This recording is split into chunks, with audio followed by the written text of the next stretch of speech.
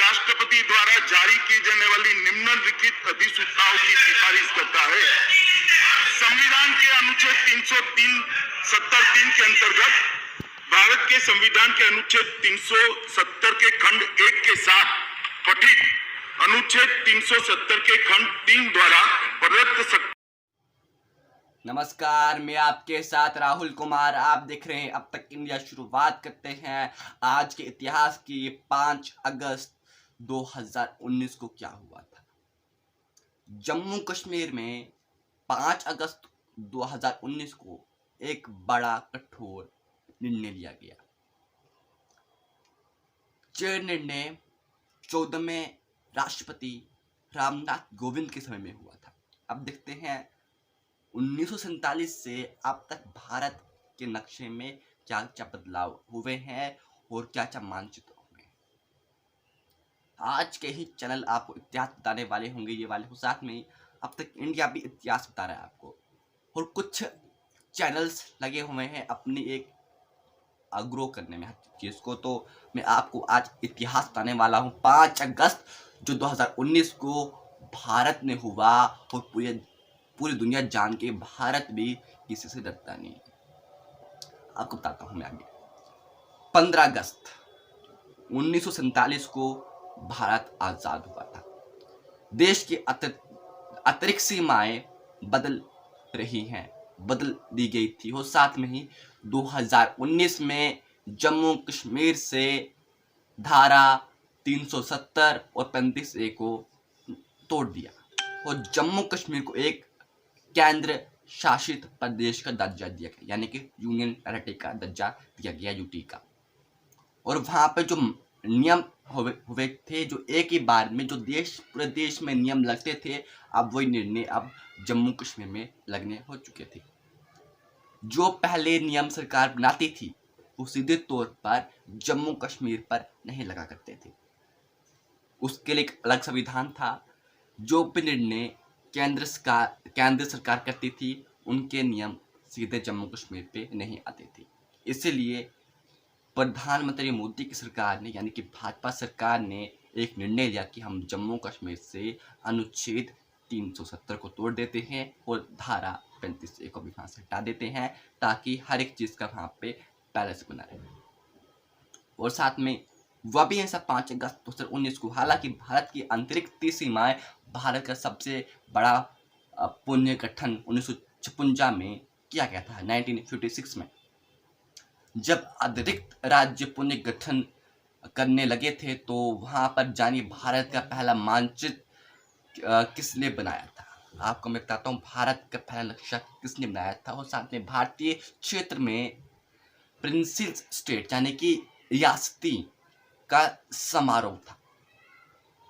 और साथ में ही 26 जनवरी 1950 को भारत ने अपना संविधान तैयार करके देश में लागू कर दिया था। ये संविधान डॉक्टर भीमराव अंबेडकर ने बनाया था। और इस संविधान में साफ तौर पर आप समझे कि किसी भी धर्म के साथ भेदभाव नहीं किया गया। और साथ में जिसमें कि छोटे राज्य भी आते हैं, मिलकर एक बड़ा राज्य बनाया गया।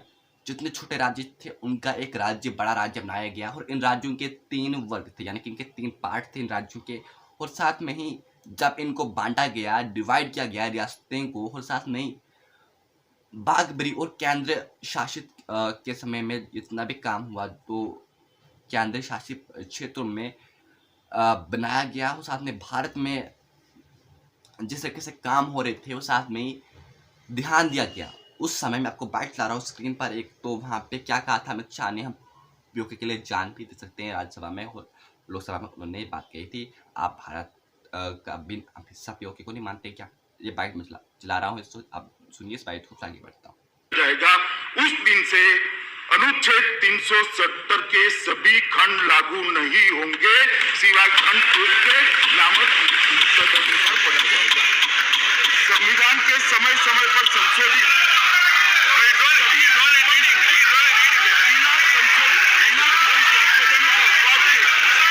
जम्मू और कश्मीर राज्य पर लागू होंगे। इस बात के सिवा अनुच्छेद 152 अथवा अनुच्छेद 301 में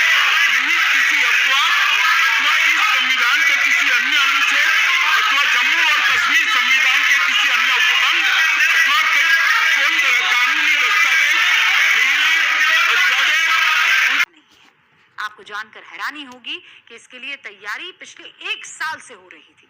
प्रधानमंत्री मोदी और अमित शाह ने इस पूरी प्रक्रिया के दौरान बहुत ही फूंक कर कदम उठाए हैं। इसीलिए रिपोर्ट देखिए और समझिए कि कैसे 370 का हटना मुमकिन हो पाया है।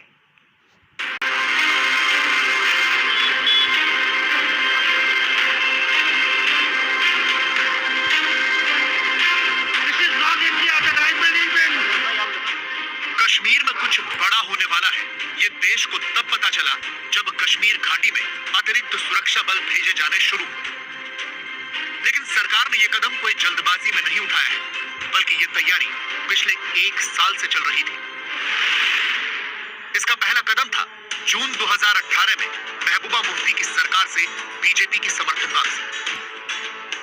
अनुच्छेद 370 के प्रावधान हटाने के लिए यह कदम जरूरी था ताकि शक्ति राज्यपाल के पास आए।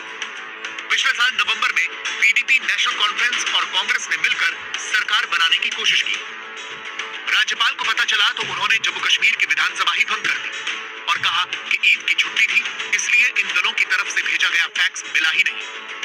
कुछ दिनों बाद यह कहा जाने लगा कि जम्मू कश्मीर में विधानसभा चुनाव आम चुनावों के साथ हो सकते हैं, लेकिन सरकार ने सुरक्षा का सवाल उठाते हुए कहा अभी चुनाव संभव नहीं, यानी शक्ति अभी भी राज्यपाल के पास थी।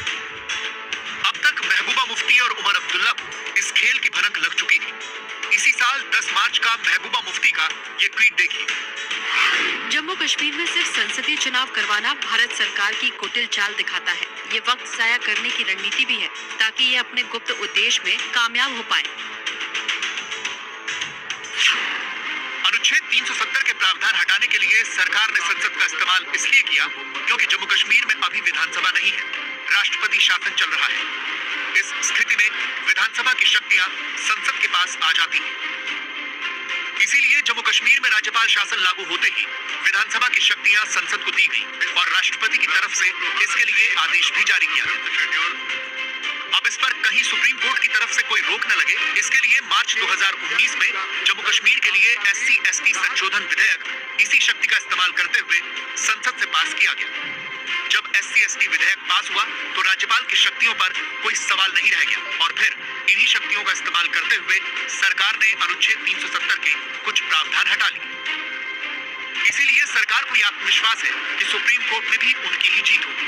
351 कुछ पार्टियों ने एनजीओ की ब्रिगेड बनाकर रखी है और ये बिल को चैलेंज करेंगे, मुझे भी मालूम है।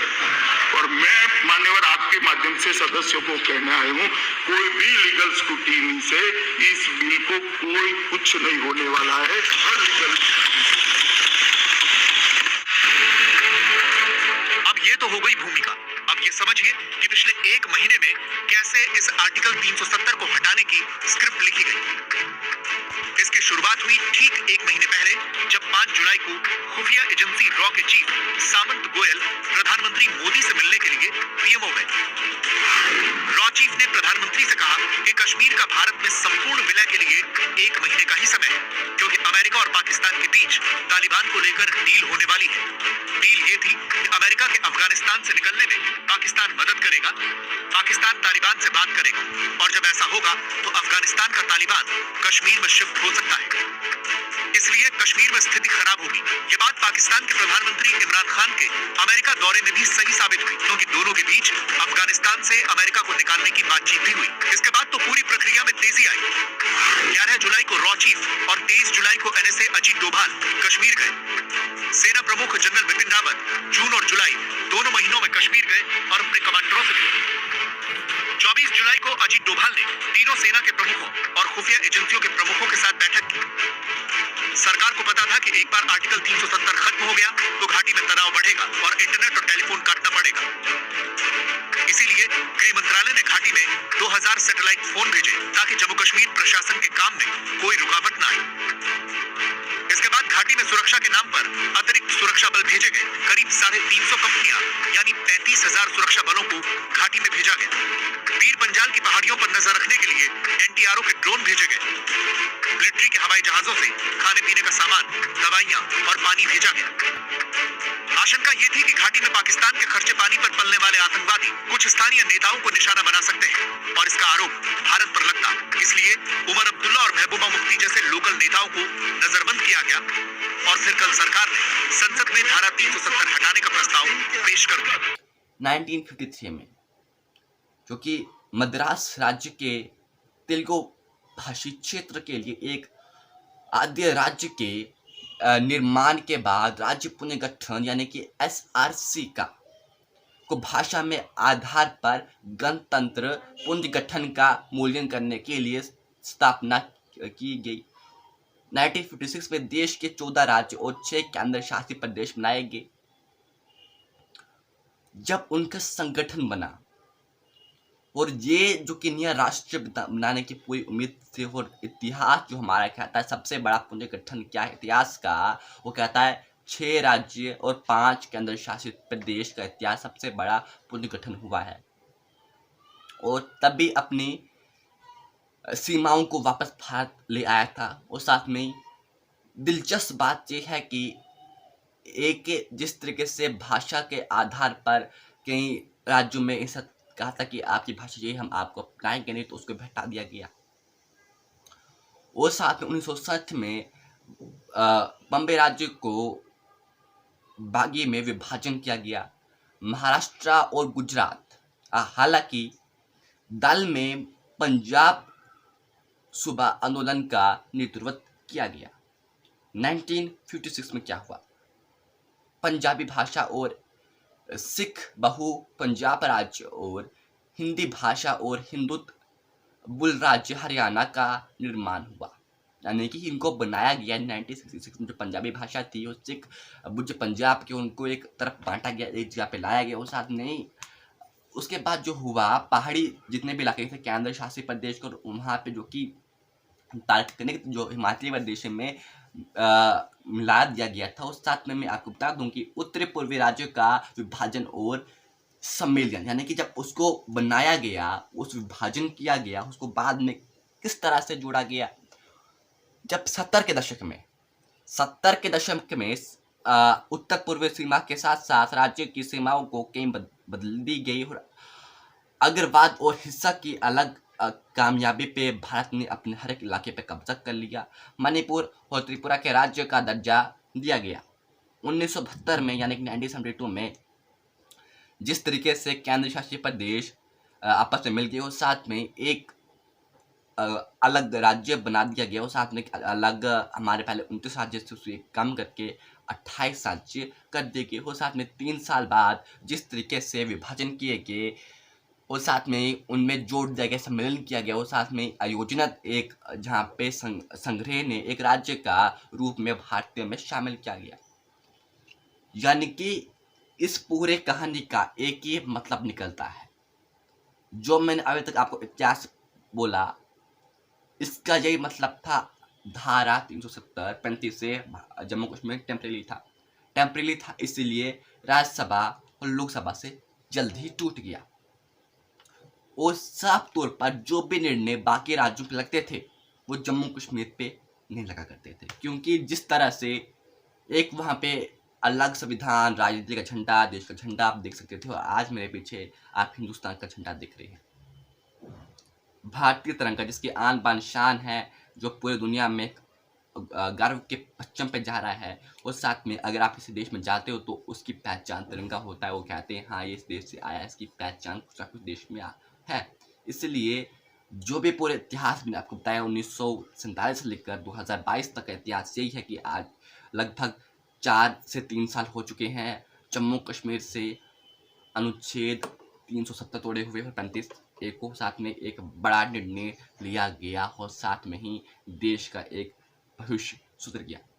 चलिए, हमारी खबर लगातार बनी हुई है, हर एक नज़र बनी हुई है हमारी खबरों पर। तो तब तक के लिए नमस्कार, देखते रहिए अब तक इंडिया।